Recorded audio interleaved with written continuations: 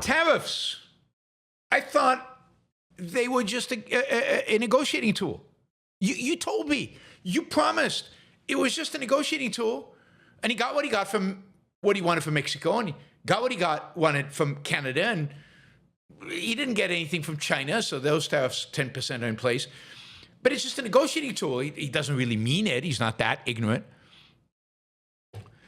And here we are, 25% tariffs on all aluminum and steel imports to the United States, with no exemptions for any country. In other words, these tariffs are placed on China. China exports almost no steel to the United States. I think it's zero. But Japan does, Canada does, Mexico does, Brazil does, the European Union does. So basically, this is a tariff on our allies. It's a tariff on friendshoring, which was the whole theme. It is, 25%. So this is a continuation of his 2018 tariffs. We imposed 25% on steel and 10% on aluminum, but he exempted Canada, Mexico, and some of other American trading partners, and we'll get to the consequence of that in a minute. This time, no exemptions. Everybody, 25%. I guess you could still use this to negotiate. He said he might carve out Australia, because Australia, we actually have a trade surplus with Australia. And again, he is so economically ignorant that he believes that the trade deficits matter, and that a surplus is good and a deficit is bad. Now, Edward, who seems to be as equally ignorant as Trump is about these things, says, oh, these are America First tariffs. So let's consider that. Is it America First tariffs? So in 2018, when Trump imposed 25% tariffs on steel and 10% on aluminum, what were the America First consequences? What happened to America? Well, remember, this is to save jobs. So 2018 tariffs resulted in 1,000 jobs gained. Oh, that's good. That's pretty America First. And 75,000 jobs lost. I'm going to say that again. 1,000 jobs gained and 75,000 jobs lost. Lost. In other words, the tariffs last time, which were smaller than this time, resulted in a net loss of 74,000 jobs. That is America Last strategy. Trump is an America Last president. America Last president. Edward, God, you really should give up on trying to make economic arguments, Edward. You're not suited. The U.S. dollar went up. U.S. dollar went up more under Biden than under Trump. And the fact that the U.S. dollar goes up does what? It makes exporting goods out of the United States very difficult, because it makes it impossible for other countries to afford American goods. And indeed, the trade deficits under Trump went up, not down, up. Partially because the dollar got more expensive. It went up under Biden, partially because the dollar got more expensive. So what is it about having a strong dollar that is so good if you care about deficits? It actually makes export of agriculture very difficult. Soybean farmers, corn farmers struggled. It makes it very difficult to export, farm equipment, like what Caterpillar does. Anything that the United States exports becomes more expensive when the dollar goes up. So why is this a good thing? I mean, it's better than the dollar going down, I guess. Now, why was $75,000, 75,000 jobs lost? Why? Yeah, but you don't, Edward says it helps imports, but you don't want to help imports.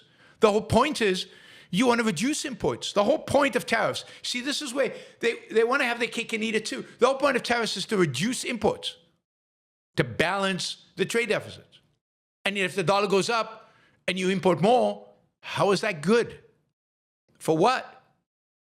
It's just a stupid strategy. It's about time you just accepted that tariffs don't make any sense. Indeed, if the dollar goes up in value, which means steel values go down, then steel prices don't go up. But indeed, they did go up under Trump. That's why 74,000 jobs were lost. 74,000. Now, they weren't lost in the steel industry. The steel industry did fine. Record profits.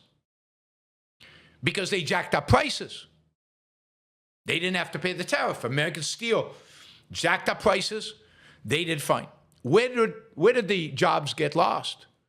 The jobs were lost in the steel using industries. And there are many, many, many, many, many more jobs in steel using industries than in steel manufacturing industries.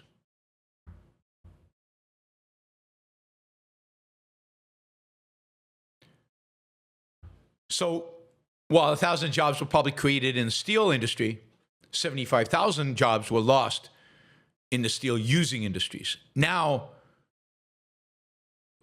you have more consistent tariffs on more countries at a higher rate. And this is steel and aluminum, not just steel.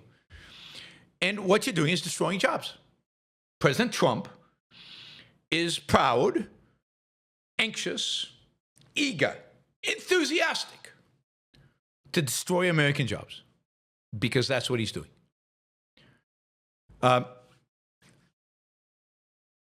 American jobs will go, and by the way, immediately, right? Later, the same day that Trump announced the steel and aluminum tariffs, Nucor, a U.S. steel manufacturer, announced that they are raising their prices on rebar, on a steel product used in construction. And why did they do this? Because they can, because they don't face any competition anymore. Because the cheaper rebar coming in from Mexico, coming in from Canada, coming in from Brazil maybe, is not competing with them anymore because the prices went up 25%.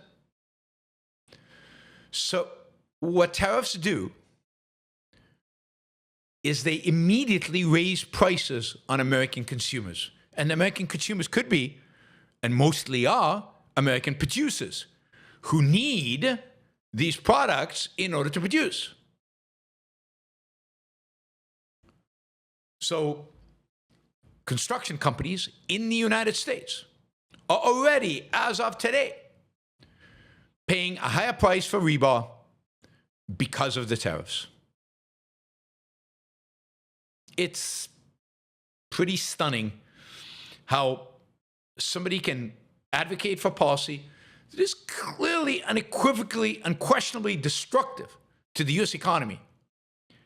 And yet, MAGA and those affiliated with MAGA can still cheer and support them. It's not about negotiating. This is not about hurting our enemies. This is just economic malfeasance. This is just economic ignorance.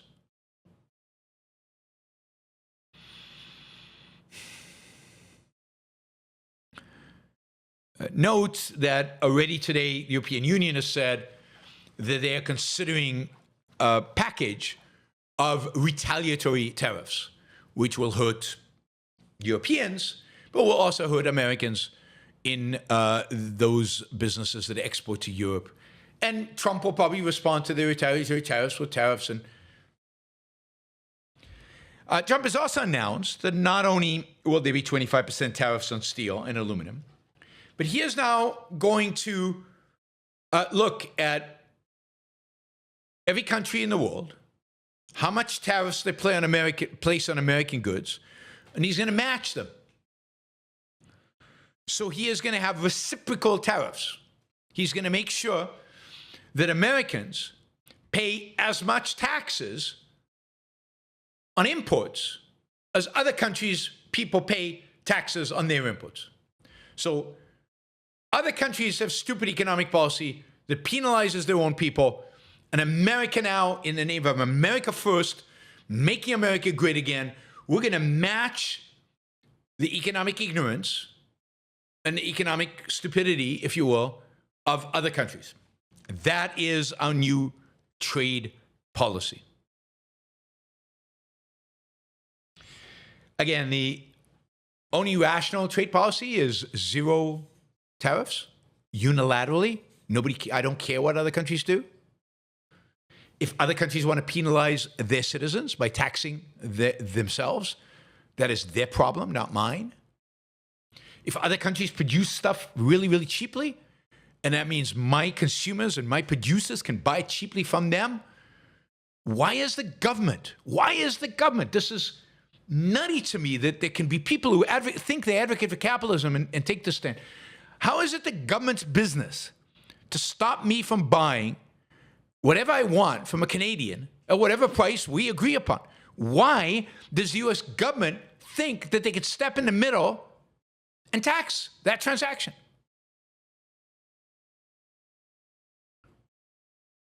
Edward now is a fan of the WTO. I mean, God, the inconsistencies are unbelievable.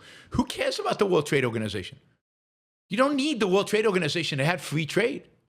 All you need is lower tariffs to zero and show the world how that benefits you. And then maybe other countries will emulate you.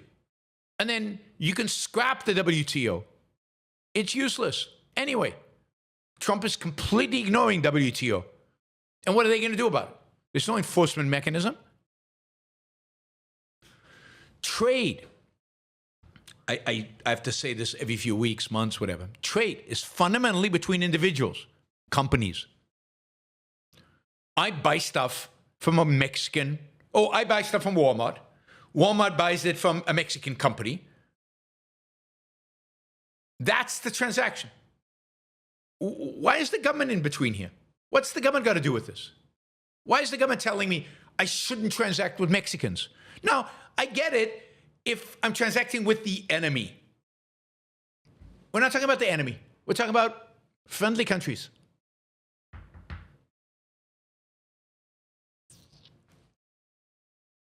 Is there any chance we'll ever live in a country with zero tariffs? Yeah, you could move to Singapore and you get that immediately. Hong Kong, you get that immediately. Zero tariffs. It's what made those countries rich to a large extent. I don't know what the tariffs are in Dubai, for example. My guess is probably zero. So you could do it today. What are the chances that America will be a country with zero tariffs? I don't know. I don't know. I mean, at some point, maybe we'll elect a sane president, somebody who knows economics, basic economics, simple economics. But it looks like not only are we heading towards a world in which we won't live in a zero tariff economy in the US, but we're moving towards a world where tariffs are going to be higher and higher and higher. The government is going to get more and more and more involved in your trading with other people. The government is basically going to tax more and more of the transaction you do if you dare to do it with people from out of the country. We're living in a country today which is moving away from liberty, away from freedom. We're living in a country that's moving in the direction of more statism. The state will decide who you employ, where they live, where they come from, what you buy, where it comes from, how it got here. That's the disappearance of liberty in America, disappearance of freedom in America. Some have said Milei for U.S. president. You know, the U.S. will never vote for Milei because the people in America don't believe in it. Look how many people who you would have thought would be free marketers, you would have thought would who have always claimed to be pro-capitalist, even people on this chat who support statism when it comes to trade, completely. Again, if Mexico wants to tax its citizens for importing stuff from America. That's shame on Mexico. But why would you penalize your own citizens in order to, quote, get back at them? The best way to get back at them is for your own citizens to become super rich by not having to pay tariffs, super rich by actually engaging in trade free of taxes, and then watch other countries try to emulate you, rather than play this game of I'll shoot myself in the foot if you promise to shoot yourself in the knee. I'll shoot myself in the hip, and then ultimately we'll both commit suicide in the end. Trade wars only result in disaster. The examples in history are numerous. Tariffs have never resulted in net gains. Tariffs are literally lose-lose. Now, it's true that other people might lose more than you lose, but it's still lose-lose. Why would you want to lose? Isn't the whole point, in a sense, the point of life in a society is win-win? And win-win is the nature of trade, free of barriers, free of taxes, free of intervention, free of statism. Win-win. Trade with a Mexican. They gain, you gain. Nobody loses. Nobody's lost. Deny that trade, you lost and the Mexican lost. Now, maybe the Mexican lost more than you, but why is that interesting? Why is that interesting? Win for yourself, let them win for themselves. It's not win over somebody, it's win for you, and they win for them. I can't think of a more beautiful, more system that is fundamentally based on love than a win-win trade. It's respect and love of humanity, of productive human beings who are producing values that I want to buy or that they want to buy from me. It's beautiful. Win-win relationships are beautiful relationships. You should try to have win-win relationships in every single aspect of your life. And if you don't, you suffer. Lose-lose is like the worst.